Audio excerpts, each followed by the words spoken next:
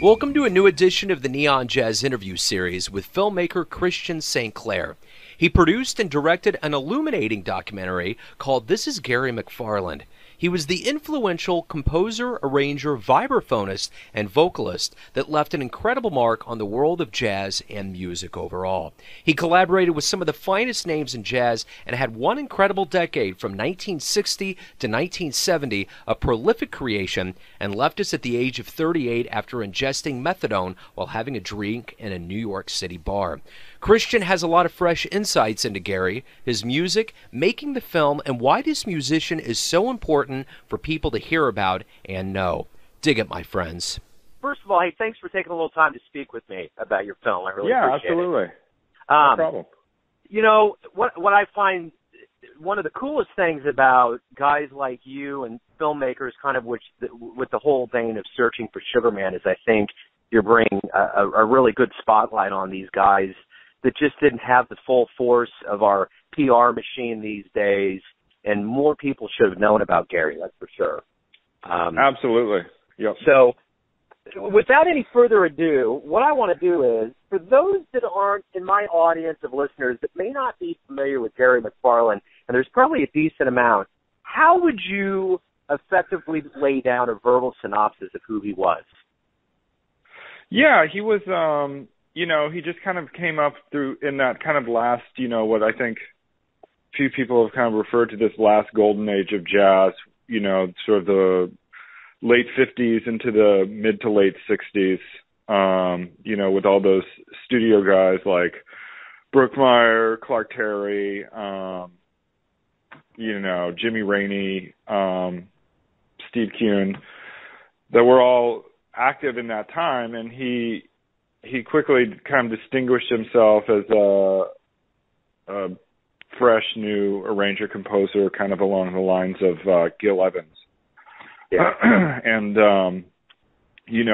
first writing for the Jerry Mulligan big band, which was what got him the attention of Creed Taylor at Verve Records, and then just very quickly landed some pretty choice assignments. He immediately was tapped to do sort of the jazz version of How to Succeed in Business Without Really Trying. And then he did the big band Bossa Nova record for Stan Getz, which, coming on the heels of Jazz Samba was definitely, huge win for him to get that. And, sure. And then from there approached Bill Evans, where he did one of what I think is one of his great records, special guest soloist Bill Evans. All this by 1963 in the space of about 3 years. Yes. And then was always fascinated not just with jazz, but with other genres of music, popular music, bossa nova, and sort of went down this more pop, jazz path, which was successful for him at the time, but I think led a lot of his original jazz people to feel like he'd kind of abandoned jazz. And unfortunately, I think that's kind of stuck through the years, and he hasn't really been given the credit he's due for all the music he created. And I think his pop jazz that was kind of derided at the time has aged very well, and is also not without its rewards. Absolutely. And as somebody that documented his existence and put so much effort into exposing who he was through a really nice mosaic of interview and footage of his life, why do you, as somebody that's bringing him to the forefront via a very well-acclaimed film, why do you think Gary is important? I just think, one of the, I can't remember if this quote is actually in the film or not, but it was Cy Johnson who said that Gary was evolutionary, not revolutionary. And I think sometimes we focus a lot on the more revolutionary artists, and we don't give the credit due to the evolutionary artists, the artists that still very subtly sort of move the music and the art form forward. And I think he definitely did that. And I just don't think he's given the credit for that. I mean, the 60s was an incredibly, just an incredible time for music. I mean, so much was exploding. We still, we're still like, discovering and rediscovering and benefiting from that decade of music. And I think, it's been interesting since the film has come out, because a few people, have come forward saying what a huge influence Gary was on them, like Johnny Echols, who was the lead guitarist in the band Love with Arthur Lee, in a review of the film in another magazine, said that they liked Gary's record, Soft Samba and the In Sound, so much they had it in the studio with them and were playing it when they were recording their second album. Right on. And Robert Lamb from Chicago listed America the Beautiful as one of his top 10 records that kind of inspired Chicago, So I think a lot of musicians have been influenced by him, but, just because of he kind of died at what could be perceived as a lower point in his career.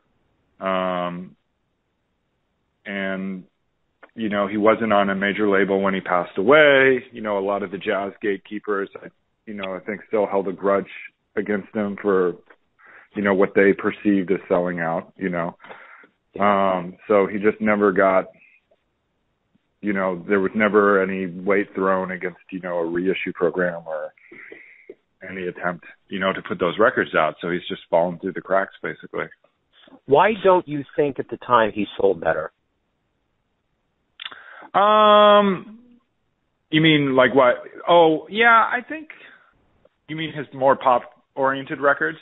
Just any of his albums. He just wasn't a big, huge seller. It wasn't something that was cerebrally right in front of the jazz audiences or the major Billboard charts, I think, I think in the jazz, I don't know what constituted a bestseller for jazz in the 60s.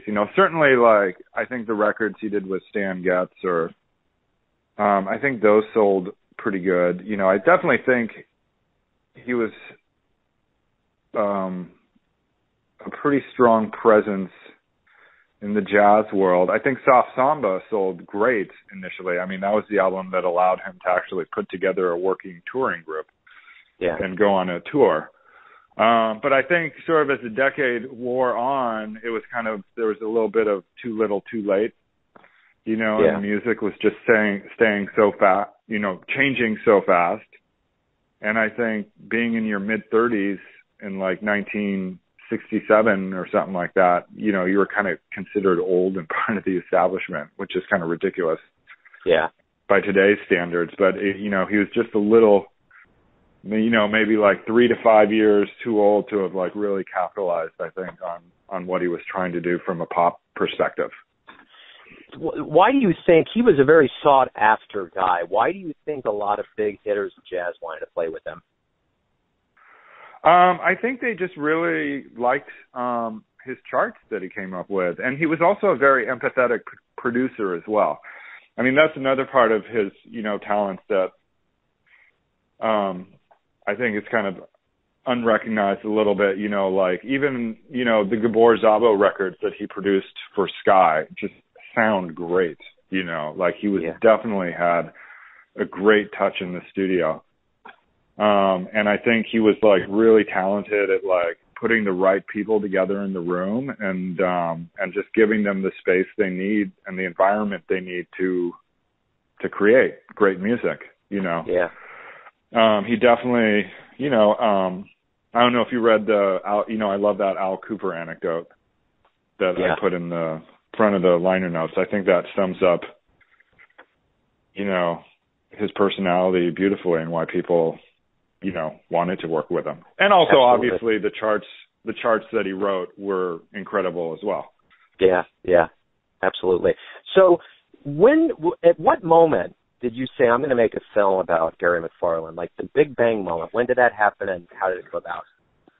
It was probably, I started shooting it. First interview, it was probably like 99, 2000. I was out of college, majored in broadcast journalism, wanted to make a film, and that was kind of the beginning of kind of desktop filmmaking. Like you could, the Canon XL1 which was one of the first like affordable consumer cameras that had the resolution of like a professional beta camera, So Sure. Suddenly there were these tools that were available, that weren't available, like nonlinear editing. Now you could do it on your desktop. So with that in mind, and I decided that a documentary was a film I could put together kind of with the least resources available, like you could, you're just shooting interviews at the beginning, Yeah. Yeah. The person I shot it with, we were Joel Osratich, who's a co-producer and shot most of the interviews. We were just, hanging out, having beers, and kind of kept talking about it. And I think what really pushed me over the edge as far as doing a film about Gary was I discovered, a website. Because even though I'd been collecting his records over the years, I didn't really know much about him as a person, or what his story was, or even if he was alive or dead, and then there was this website, Doug Payne, like discography website, and it kind of had more of the story. And I had no idea about that he was like possibly poisoned, and so then suddenly it seemed to be, and also I was motivated by the fact that I just could not understand why this guy's music wasn't more well known and out there more. So it's kind of motivated both by, some pretty compelling elements of the story, but also just appreciating his music to the point where you just kind of want to share it with the world. So you started this process in around 99, 2000, and you start getting awards for it in 2006. Talk to me about the journey. Was there any ambiguity of finishing this, or was it always from the word go, this is a full-on thing, it's happening? And what were your expectations of how the audience was going to, receive this film? Yeah, it was.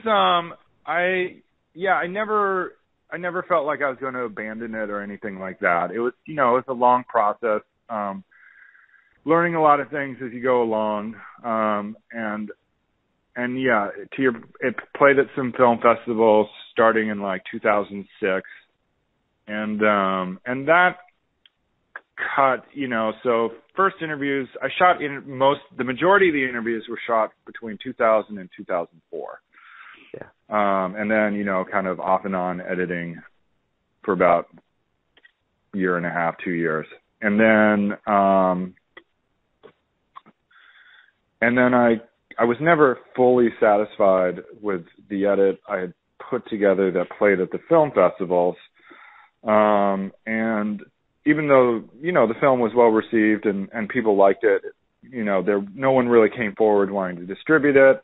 So I just kind of like started thinking about what the next project was going to be moving forward with that. But always had it in my mind that I would revisit the film. And then I think you probably that Fresca commercial that's in the film that he appeared in, obviously you can kind of tell there wasn't a lot of footage of Gary McFarland. There was definitely less than I was expecting to find. I mean, he was on the Tonight Show twice, but all those episodes are long gone. So yeah. And so I had located the Fresca commercial, which was like this neat little Gary McFarland video practically. Yeah. And Coca-Cola just wouldn't license it to me. Wow. And so it wasn't in the cut that screened at film festivals, but I didn't want to release it without that piece of footage because with so little footage of Gary and with that footage, I think, being as cool and compelling as it was, I just needed to be in there. Plus the story around it was great. Yeah. So I kind of job circumstances changed, making a little more money. I realized, I can probably afford to put this thing out myself, pay the music clearances. Universal was very cooperative on that. So I went back, revisited the Fresca commercial, finally was able to persuade them to license it to me. And then once I had that, I kind of went back with the editor I'm working with on my current film, and we kind of did a re-edit. Incorporated that footage, redid all the motion graphics, and then another thing I felt was lacking was kind of I just wanted to put in more action shots of Gary McFarland kind of in the act of making music. Yeah. Whether it was playing the vibes or conducting or what have you. So layered in all those things, and then was actually close to putting it out, you know, in like 2 years ago, and then just through a chance, reading an article in the Seattle Times, there was an article about Jim Wilkie, the NPR DJ who hosted Jazz After Hours, and made mention of the fact that he had all these reel-to-reel tapes of artists that had played at Seattle's big jazz club in the 60s called the Penthouse. And I knew Gary McFarland had played there in 65, so I reached out to him. And sure enough, he had 2 reels. And so then I kind of had to go back, get all the clearances for that, you know, contact all the surviving participants, get their sign-off, and, you know, remaster that. And then once it kind of became in the CD DVD package, I had friends that light in the attic, and they agreed to distribute it. So that's kind of a long journey to official release. Yeah, long winding road. Yeah. Let me ask you this about Gary. What's happened in the afterglow of this film? Has there been people that have reached out to you and had more interest? Has his album sales gone up? What's kind of been the afterglow of your film? That's kind of still to be determined. I think it's, you know, Downbeat gave it 4.5 stars, which was wonderful to see. I mean, yeah, I think that's been great, you know, and it's been nice to see a lot of like more pop-oriented magazines kind of pick it up, like Mojo Magazine or Shindig. It's, you know, it's been great. It's gotten consistently good reviews, which, you know, when you've kind of lived with the project for so long, you kind of lose objective perspective, you know, whether is this good or bad, you know. So it's just been really nice to see, I think, people connecting to the story and the music on a very kind of emotional level, I think, which is, you know, very gratifying. And like I said, like, you know, there's been little revelations of these musicians that have like, oh yeah, well, of course we were influenced by Gary, you know, and that's been great to see. You know, the interesting thing about Gary is that he kind of fits within this bio, this jazz bio of a lot of these guys that have weird deaths that are mysterious. Like, you know, did Chet Baker really just fall off the ledge? Right. There was another guy where his wife apparently walked in and gunned him down. Like, when you get to that, Lee Morgan.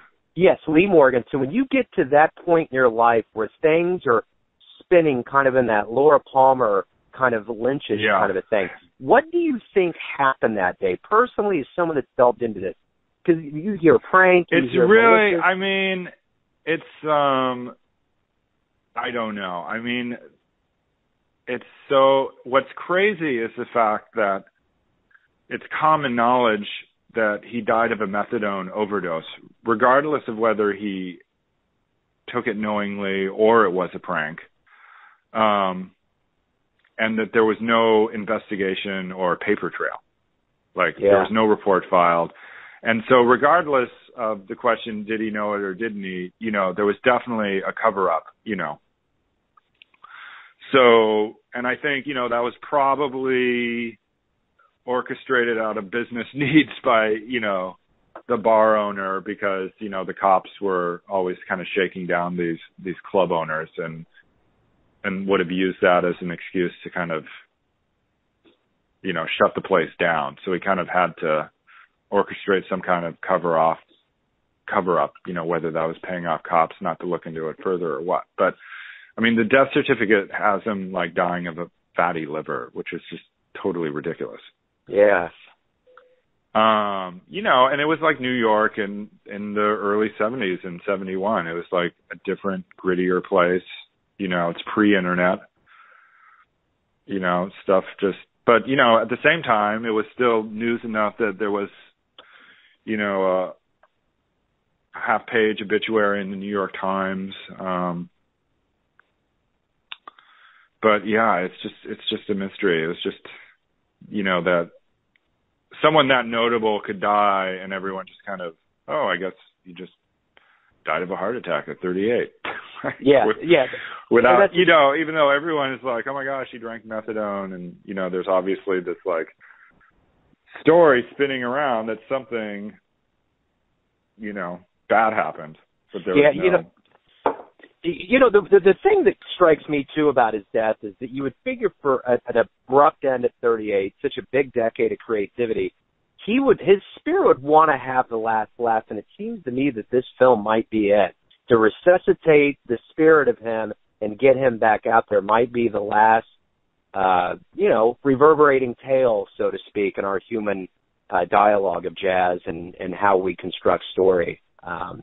Yeah, so. I mean, I hope so. It would just be wonderful if this just led to, like, you know, more people hearing his music or people releasing his music so more people can hear his music. You know, that would be a great outcome. I mean, it's such an incredible body of work. There's really, like, there's not a dog in the bunch. I mean, you may not, like, prefer the pop stuff versus, you know, the straight ahead jazz stuff, but there's a lot of just great music and talent, you know, running through all, you know, as a consistent thread through all these records, you know. Yeah. Whether it's like the samba strings, you know, I mean, he's doing that, but he's still like putting out the October Suite with Steve Kuhn, which is like one of the great albums of the decade. It's just a great body of work. So I'm going to bring all of this to kind of a crescendo here and ask you my final question, and it's this. Sure. Why should the world never forget Gary McFarland? Well, I would just say that, you know, I think he left, and just to what I said before, he left an incredible body of work. It's just like the gift that keeps on giving. The music has not aged. It's just as fresh as it was when it was produced, you know, 40, 50 years ago.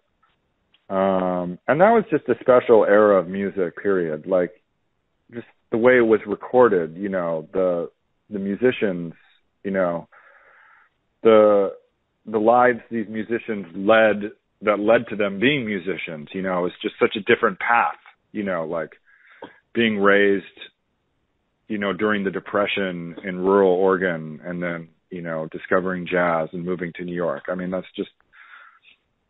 and it's just a gift, you know. Yeah, absolutely. And to have it preserved, you know, is wonderful. Kristian, man, it was a great pleasure to talk with you. Thank you for putting this out there. It's great stuff, man. Yeah, absolutely. Thank you for doing this and spreading the word. I really appreciate it. Thanks for listening and tuning in to yet another Neon Jazz interview, where we give you a bit of insight into the finest players in New York, Kansas City, and spots all over America, giving fans all that jazz. And thanks to Kristian St. Clair for introducing the world to Gary McFarland. If you want to hear more interviews, go to Famous Interviews with Joe Domino on the iTunes Store, or you can always visit theneonjazz.blogspot.com for all things Neon Jazz. Until next time, enjoy the music, my friends.